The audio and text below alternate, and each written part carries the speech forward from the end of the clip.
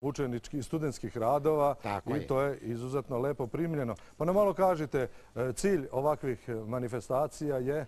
Cilj ovakvih manifestacija je da spojimo teoriju i praksu, odnosno da naši studenti, nastavljajući dalje praktičan rad preko letnje ferijalne prakse, već smo govorili, znači, da naši studenti rade u Grčkoj, zatim u Crnoj Gori, mada imamo studenta, svršenih studenta, već u hotelu Claridge's u Londonu. Sad da krenemo odavde, profesore, da krenemo odavde, šta je sada tu, ovo je neka grčka salata posebna? Valdorf salata sa još malo dodatkom sira, to je čisto momentalna kreativnost.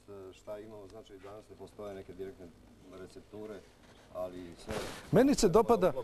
Meni se dopada ova salata u ovim čašama, to su plodovi mora, je li tako? Plodovi mora, zelena salata, volo rosso, maslinovo ulje. Dobro. Profesore Janićeviću, cijela priča je ovdje, koliko ja vidim, da se za stolom ne jede samo ustima, nego i očima. Kada se napravi spoj ukusa i estetike, onda je to pun pogodak. Znači, mi idemo ka tome koliko god je naoko još i ukusniji. Tako da ćemo moći to i da praktično degustiramo. Ja sam sretan da su naši svršeni studenti već našli posao u privredi. To je najbolji pokazatelj svega ovoga što radimo. Molim jedan aplauz za studente Prirodno-matematičkog fakulteta u Novom Sadu. A sada još jedan aplauz slobodno za naše goste na sceni, članove Kulturno-umetničkog društva Krajina, igre sa Grmeča. Izvolite, molim muziku.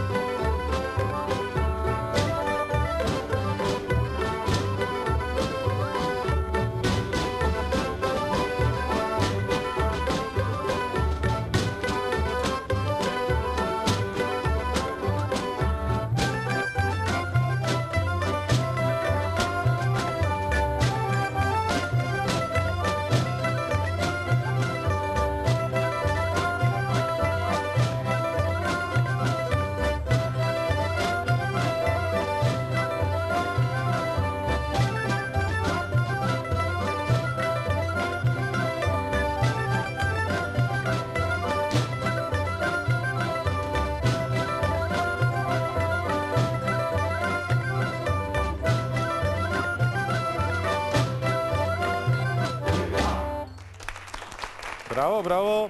Milorade, dakle, rekao smo, ovo je priprema za krajiško veče. Jeste, kao što vi rekli ste malo prije, ovo je bio igre ispod Grmeča, tamo gdje se nekada održavala grmečka korida. A ako mi dozvolite samo da kažem da je Kulturno-umetničko društvo Krajina nastala 96. godine, znači na pravoslavni praznik spaljivanja moštiju Svetog Save i mi smo to uzeli za našu slavu, slavu društva. Koliko imate članova u Pa imamo Beogradu? 60 aktivnih članova. Koja je vaša adresa? Adresa je na Dorćolu u prostoru Kulturno-umjetničkog društva Nikola Tesla. Mi nemamo svoj stalni prostor, ali dobrom voljom i ljubavlju na prostoru Nikola Tesla gdje oni održavaju svoje probe, tu smo. Tu radimo. Evo, ovo da im zahvalimo i da što Zahvaljujem vas se, znači, podržavaju. Daru Kulturno-umjetničkog društva Nikola Tesla, ako je to, nije neka vrsta reklame. Nije, ovo je lepo druženje. Dobro, Mogu samo da još jednom, ako nije problem, da kažem za tradicionalno krajiško večer, to je 12. tradicionalno krajiško večer u organizaciji Kulturno-umjetničkog društva u restoranu Jezero. Da vas pitam još nešto, da li često odete u stari kraj? Kakve su veze? Se vraćaju ljudi u svoj zavičaj? Kako stoji priča o tome? Prosto mi ne bavimo se s politikom i što se tiče povratka, vrlo je slabo ovaj povratak tamo, ali imamo neke pozive za Pulu, za Hrvatsku, vidjet ćemo šta će svega toga. Da li znate kako žive oni ljudi koji su ostali u tim krajima? Žive loše, strašno loše. Evo imamo jednu priču. Simo Budimir je boravio nedavno u Krajini i evo njegove priče.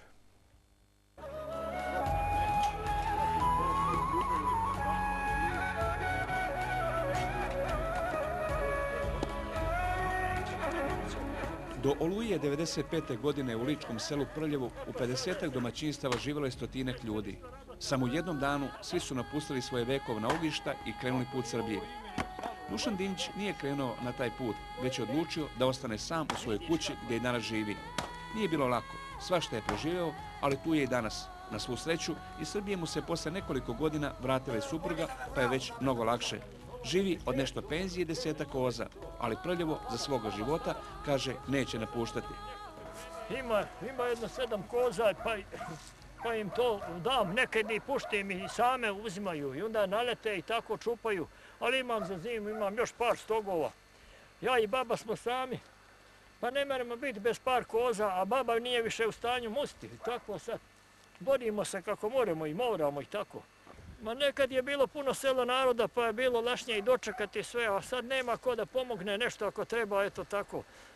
Komšije su daleko, po kilometar jedno od drugoga i tako to nema ko.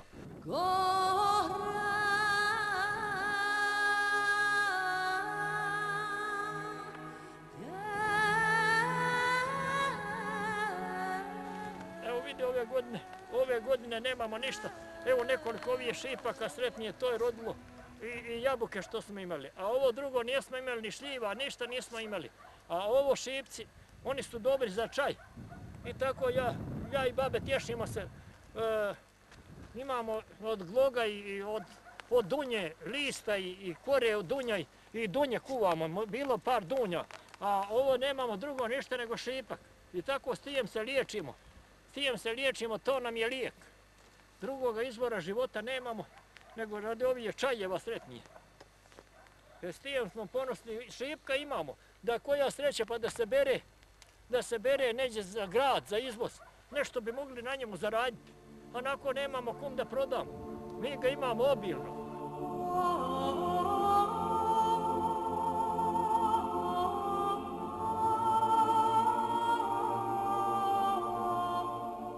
Da ima mlad ko, pa da ga naučim,